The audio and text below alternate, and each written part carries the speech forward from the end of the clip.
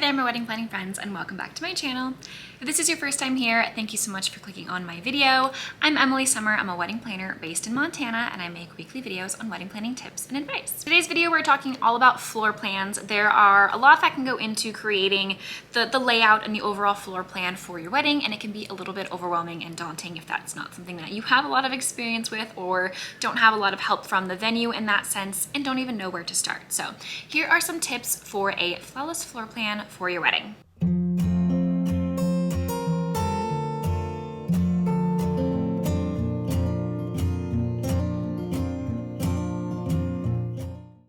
So I don't want to go into this video making assumptions that you have all the same knowledge that I do. So I'm going to start from as kind of basic as possible. And if you have no idea what I'm referring to when I say a floor plan, what I'm talking about is designing the overall layout of your wedding, both ceremony and reception. So where are the physical tables and chairs going to be, and how is that going to be arranged, and what kind of arrangement will you have your guests seated in? Is there assigned seating? Where will other tables and other spaces go as far as dessert tables, stuff like that? So where everything is going to be placed and in position for your wedding, for any aspect of your wedding, this is all a part of your floor plan. So my first tip when creating this is to get the dimensions of the space that you are having your wedding. So if this is a formal wedding venue, there's a good chance that they already have a mapped out blueprint and floor plan of the space itself. Whether or not they have actual layouts they can provide you, that might depend on the venue, but they will likely have the dimensions already laid out. And you can even use an online program like Social Tables or All Seated to be able to create a digital floor plan, which I highly recommend no matter where you are getting married. A lot of venues will also have their layouts uploaded to All Seated, so this is a great program that I like to use that just makes it pretty user-friendly, especially if you are utilizing a venue that does already have their layout uploaded in there, because then you already have the dimensions and you're able to really make a to-scale floor plan and be able to get a pretty good idea of what things are going to look like and how it's going to feel as far as space goes. So highly recommend getting the dimensions and creating an actual digital floor plan that you can work with and be able to move things around as needed. Number two, make sure that you are working through a plan B and be creating that when you're creating your layout as well, or have that kind of in the back of your mind. So a digitized actual physical layout is so nice and so helpful to have on the day of the wedding. It becomes extremely helpful when you do have to enact that plan B. So if you have a backup weather plan and you have to move things indoors and you have a separate layout already planned for that plan B, it's going to make things run so much smoother, especially if you're having to utilize the same space for both ceremony and reception, or be able to have some kind of dual purpose space where you're needing to do what's called a flip, which I have a whole video that I did on a flip if you are using the same space for ceremony and reception. So if that's something that you're planning to do, definitely check that video out. I go into a lot more depth on how to really achieve that as flawless as possible when you are having to do a flip at some point of your wedding. Number three, you want to decide on what your head table configuration is going to be. So do you plan on having a full head table where you will have yourself and your partner as well as your wedding party? Will you have a full wedding party as well as their significant others at a head table with you? Or will you just have a sweetheart table?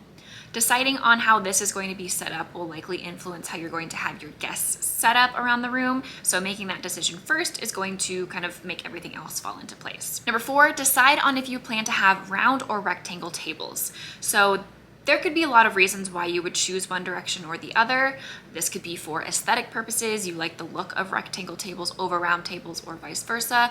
Or this could have to do with the space. If you are having if you have a large room with a large guest count, depending on where your dance floor is going to go and how you're spacing things out, round tables tend to work really well when you have a larger space, and so that you have room to walk around when you have a large guest count. So determining round or rectangle tables is likely going to influence how you're going to set up your tables as well, so decide that first.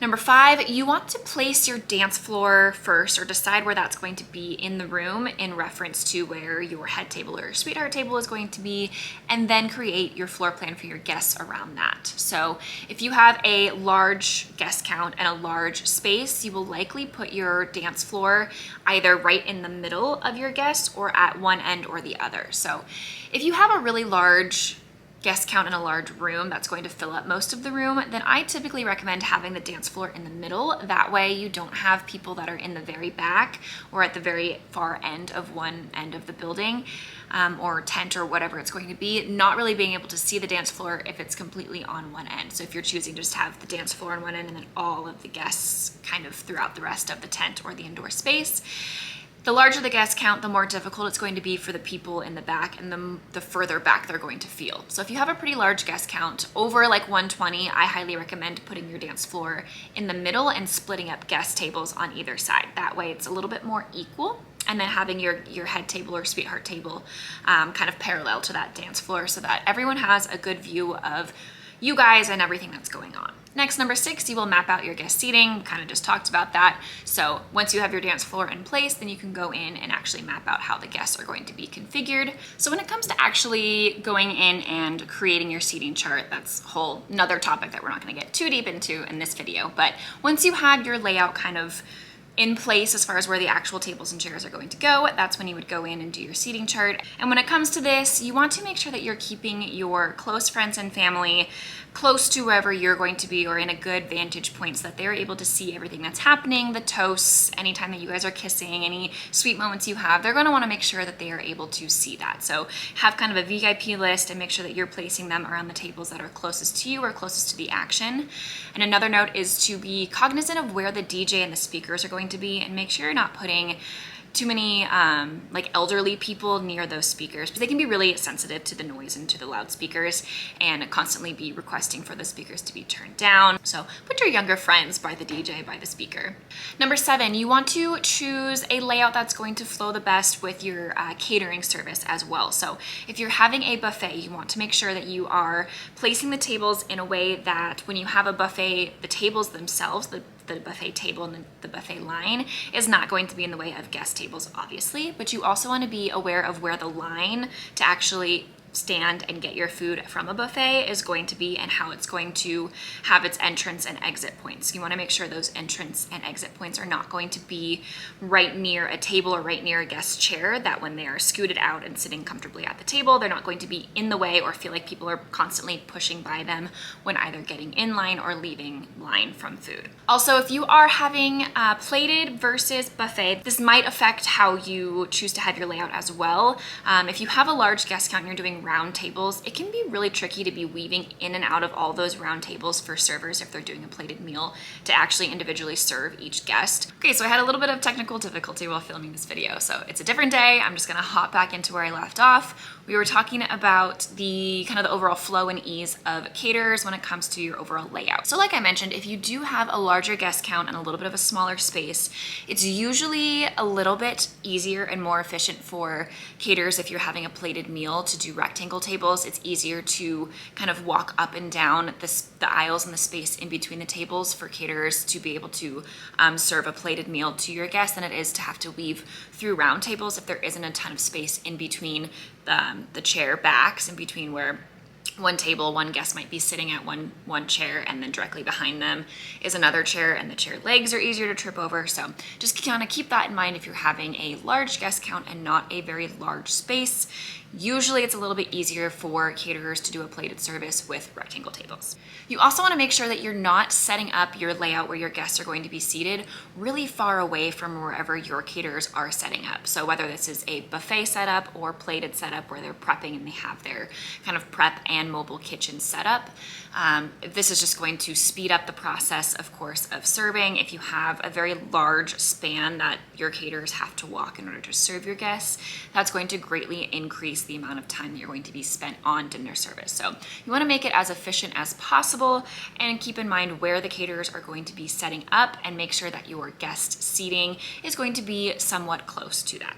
Number 9, your cake and dessert table, wherever you're having your cake and or desserts, have that in the same vicinity as where you're having dinner. So don't have it outside by the bar if you're not going to be having your meal or your sit down part of your reception anywhere near the bar. Have it in a space that it's going to be visible for your guests as well as visible if you're planning on doing like the cake cutting ceremony, it's nice to have it just in the same space somewhere near your head table or sweetheart table is typically ideal. That way when you do go up to do your cake cutting ceremony, you don't have to have guests get up and move to be able to see it. They can see all the action happening just right from their seats, and it's going to make things a lot more efficient as well, and not having a lot of moving back and forth or people getting in the way and then guests standing up and blocking the view for other guests. So just kind of keep it in view of guests so that they can see it, so that your dessert table can be on display for your guests, but not in somewhere that is visible for all of the action. Also, make sure that you're not putting it like at the end of a buffet table. If you are having a buffet dinner service, don't have your buffet line for your food and then your dessert right near it, because guests will likely go through the buffet line and then think that they have access to the dessert table if it's right there. If you have not cut and served your cake yet, if your photographer has not gotten photos of your dessert table, you want to make sure that you're doing dessert later on in the night after you've had a chance to do your cake cutting and get those photos, so that you don't have these holes missing and random desserts missing for those pictures. So if you are wanting to save dessert for a particular time in the night, make sure you're not placing that dessert table where it could be confused as being part of a buffet line. If you need to configure a layout that will require you to move a couple of tables to have a larger dance floor, so you're gonna have all your tables set up for dinner and then you might need to move a couple of tables out of the way in order to have room for dancing, keep in mind who you're seating at those tables and give them a heads up before the day of the wedding so that they know that their table is going to move away. It seems like whenever this happens, they're the tables that are closest to the dance floor, closest to the couple, which is typically your immediate family and friends. If you have a family that is going to be a little bit annoyed by this, then maybe try and configure your seating so that those tables that are going to be moved are going to be different guests. Or maybe it's the best for you to be able to have this immediate family be the ones that are moving their tables because they're going to be the most flexible. Whatever makes the most sense for you, just keep that in mind if you are having to move tables for your reception to be able to have a dance floor.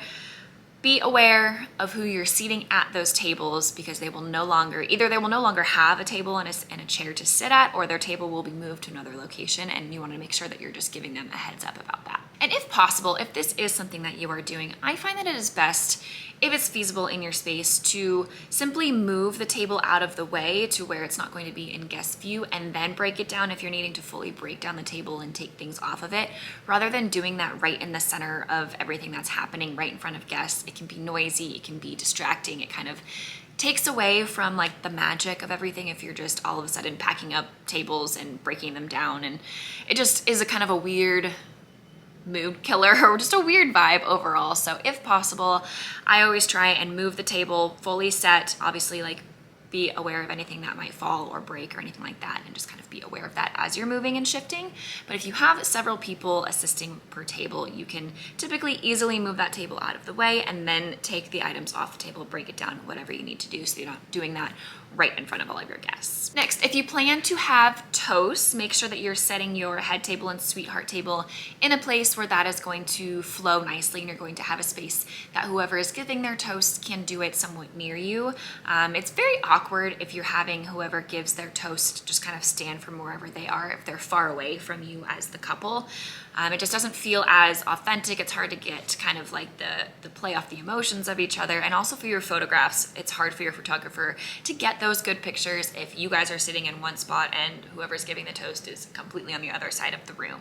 So make sure that you have a little space near wherever you guys are seated for your toasts. Number 12, it's always good to place your bar somewhat near the dance floor and or the DJ. So if those are going to be in two different spots, kind of one of those wherever makes most sense for flow and for space, those are usually where you want to put the bar. And you want to have the bar in a place that's going to be convenient for your guests and accessible, but not in the way, because especially during cocktail hour, you're going to get a really long line, and hopefully that's the only time you have a really long line.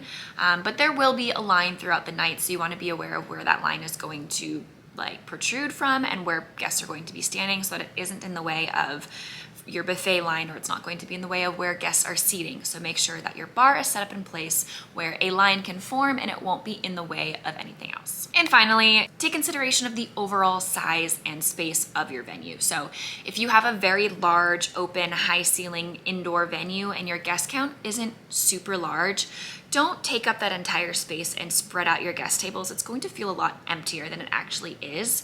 If that is the case for you, I recommend putting guests into a more condensed layout and then have your dance floor kind of in a separate space so that you're able to have guests a little bit closer together, feel a little bit cozier, and not so spread out and empty. And vice versa, like I mentioned before, if you have a large guest count that's going to fill in most of the room, don't put everything at one end and your guests at the other, because it's going to be a lot more difficult for those guests towards the back to be able to see or hear anything that's going on. Try and split up things so that it is as even and symmetrical as possible, like putting a dance floor, putting your head table in the middle so that guests on both sides have pretty easy visibility and access to everything that's happening. So there you have it for tips on configuring your overall layout and floor plan. Hopefully you found this video helpful. If you did, please like and subscribe to get weekly videos on wedding planning tips and advice, and we'll see you next week.